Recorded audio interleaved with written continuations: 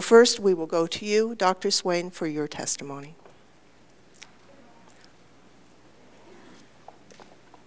Good morning. Thank you for allowing me to testify on this important issue.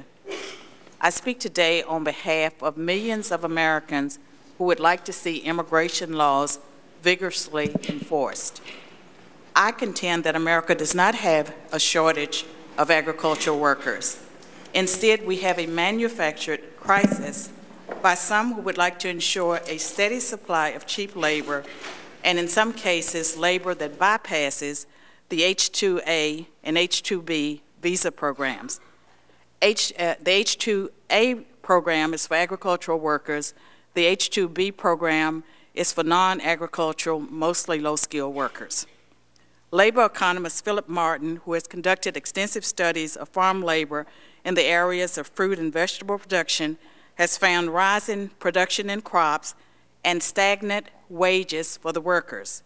Meanwhile, the cost of household expenditures on fresh fruits and vegetables has remained constant. If there were labor shortages for agricultural workers, one would expect to find rising wages and more attractive working conditions. One would not expect to find unemployment rates of 10.8% in May and 7.9% in August. These unemployment figures indicate that there are native workers actively seeking employment in the sector that includes agricultural workers, forestry, fishing, and hunting. The majority of agricultural workers have less than a high school education. They work under the most strenuous conditions. Consequently, there is a high turnover rate among these workers. Agricultural workers often leave the farms for other low-wage, low-skill occupations. There they compete directly with low-skilled Americans for a dwindling supply of low-wage jobs. The UFW's humorous Take Our Jobs initiative entirely, or perhaps deliberately, misses the point. America cannot continue to bring in low-skilled guest workers to compete with the most disadvantaged Americans, the poor whites, the blacks, the legal Hispanics, and other people that are here legally. Nor can it continue to turn a blind eye to illegal immigration. Often, surplus labor that starts in the fields migrates into other industries. Without surplus labor, employers would be forced to pay higher wages, and many would be forced to improve substandard working conditions. Instead of paying $8 and $9 per hour, employers might be forced to pay $12 or $13. Phil Martin shows that an increase in the wages of farm workers would not substantially increase the average family's food bill. He estimated that the average family's food bill would rise by about $8 a year. The Take Our Jobs initiative misses the fact that in some parts of the country, native workers have successfully worked alongside immigrants. Yesterday, I had a conversation with a businessman from Nashville who ran a one-year experiment in Helena, Arkansas, involving sweet potato planting and harvesting. Mr. Don Kerr of Kerr Industries invested over $250,000 of his own money to help unemployed Americans get jobs in the fields in an area of the country where unemployment is around 40% for African Americans. His experiment involved H-2A workers, the agricultural workers that are here on visas, and native-born blacks who were picked up from a central location. They were transported to the job site. They were provided with bathroom, lunchroom facilities, and a decent wage. Mr. Kerr saw no differences in the quality of the work provided by the native-born black American workers, and he concluded that American workers would do farm work if they have transportation and decent working conditions.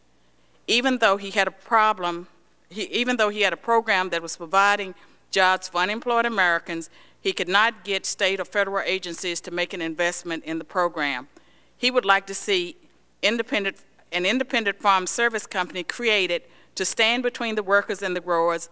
The agency would hire the workers, provide transportation in air-conditioned buses, bathroom and lunch facilities, and would serve as a buffer between the agricultural workers and the growers. The UFW's Take Our Job initiative has not, in my opinion, has not made a serious effort to recruit American workers. This is a publicity stunt. We need to reform immigration. The rapid influx of cheap labor from foreign countries creates an oversupply of labor that works against the interests of Native workers. It depresses their wages, it reduces their opportunities, and it deters employers from investing in Native human capital. Compounding these problems, Native-born blacks and Hispanics suffer more than any other group. You can just look at their unemployment rates, and it's in my testimony. It's off the charts. This is a disgrace. Congress needs to do something about reforming immigration, and they need to protect the most disadvantaged Americans. Thank you.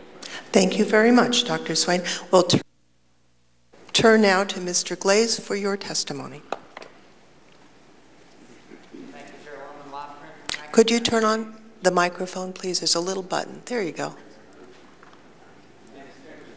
Nope, it's still not on.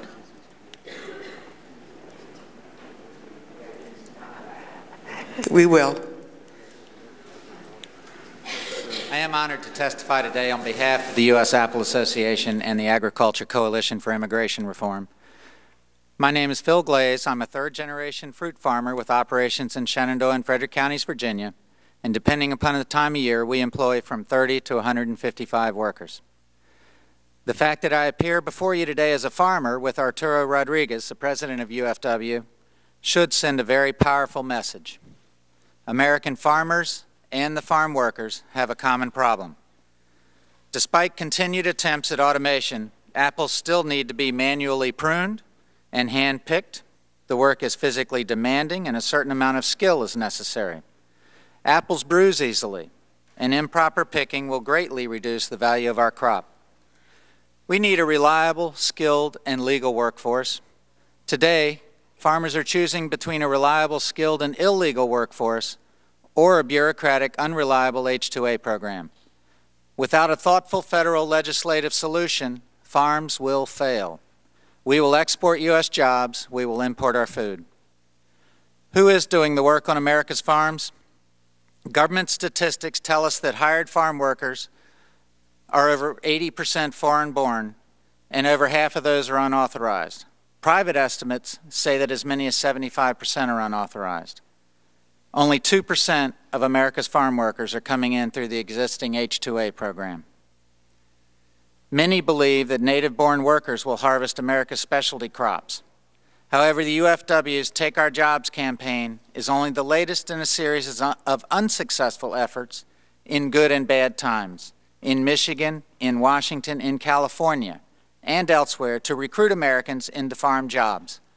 Those of us that are struggling to harvest our crops are not surprised that Take Our Jobs is only producing a handful of workers. It isn't about hourly wages. Farm workers can earn more per hour picking apples than flipping burgers or stocking shelves in a big box store. The average picker on my farm earns $93 for a 9-hour day. The better ones earn more. But like so many agricultural jobs, picking apples is highly seasonal. It is out in the weather. It is demanding. I do have a picking bucket full of apples here. I invite every committee member, please, come down, put it on, understand what it's like to fill that thing 150 times a day and go up and down a ladder. Most in this room would probably argue that our immigration system is broken. Some growers are trying to use the H-2A guest worker program but face huge administrative obstacles and uncertainty. Just last month, apple growers in the Northeast had a near disaster when decisions by the State Department and the U.S. Citizenship and Immigration Services put applications of hundreds of Jamaican workers in jeopardy just days before the grower needed them to start harvest. Members of Congress intervened and the workers arrived at the last moment. A few more days of inaction could have meant losses estimated at $95 million for the affected growers. From a user standpoint, the H-2A program is a mess. The choice between using the dysfunctional H-2A program or hiring workers whose documents look good but may not be is untenable. In the U.S., we have a short window of a couple months to get about 200 million bushels of apples off the trees. As the apples ripen, there is about a 5-day window to pick them at the proper maturity.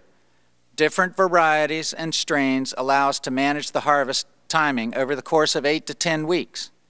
A delay in the arrival of workers has a domino effect that leads to overripe fruit, fruit on the ground, and financial loss.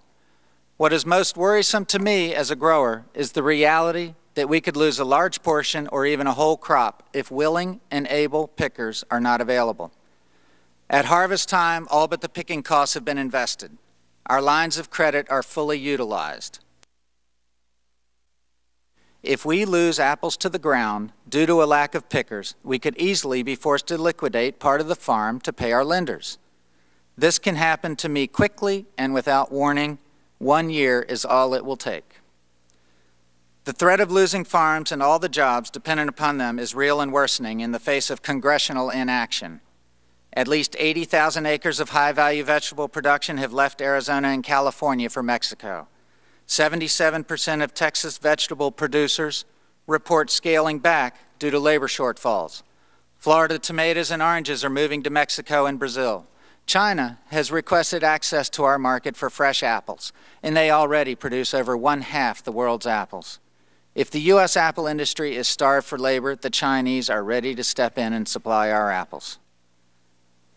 In the face of a crisis, retrieving lost production will not happen quickly. Specialty crop production is extremely risky. Average profitability doesn't really give a proper return given the risk that we take.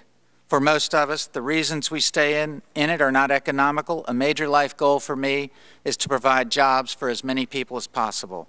I am compelled to be able to pass on our farm to someone who will take it. Labor shortages are not going to find me a willing buyer. It's a serious economic problem that Congress has not addressed for far too long. Now is the time. I am extremely supportive of ag jobs legislation. Comprehensive reform may be too politically charged right now. Please focus on ag jobs and get it passed. Thank you. The gentleman's time has expired. We'll turn now to Mr. Rodriguez. Good morning. I would like to thank Chairwoman Lofgren, Chairman Conyers, Ranking Member King, and all the members of the committee for holding this hearing and for inviting us. My name is Arturo Rodriguez, and I'm President of the United Farm Workers of America,